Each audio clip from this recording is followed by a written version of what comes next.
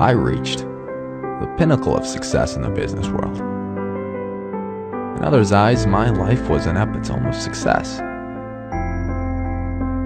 However, aside from work, I have little joy. In the end, wealth is only a fact of life that I'm accustomed to.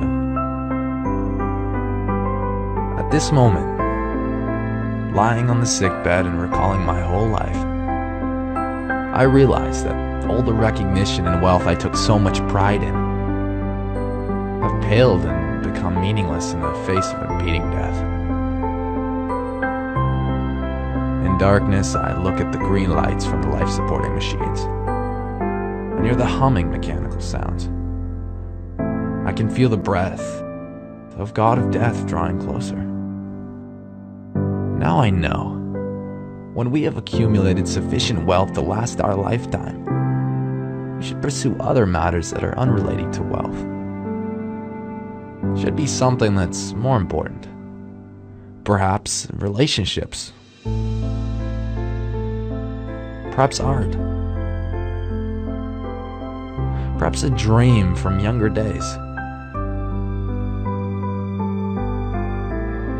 Non-stop pursuing of wealth will only turn a person into a twisted being, just like me.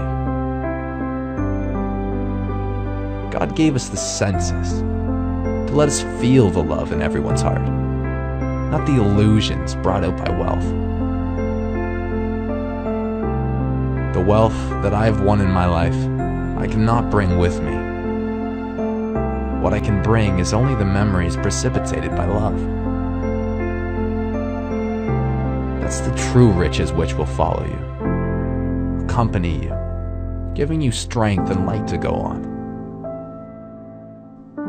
Love can travel 1,000 miles. Life has no limit. Go where you want to go. Reach the height you want to reach. It's all in your heart and in your hands. What's the most expensive bed in the world? A sick bed. You can employ someone to drive the car for you, make money for you, but you can't have someone bear the sickness for you.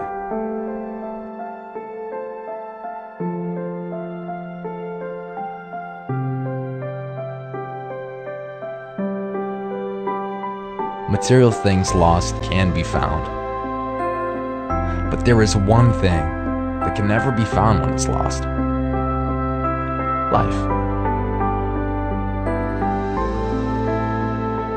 When a person goes into the operating room, he will realize that there is one book that he has yet to finish reading.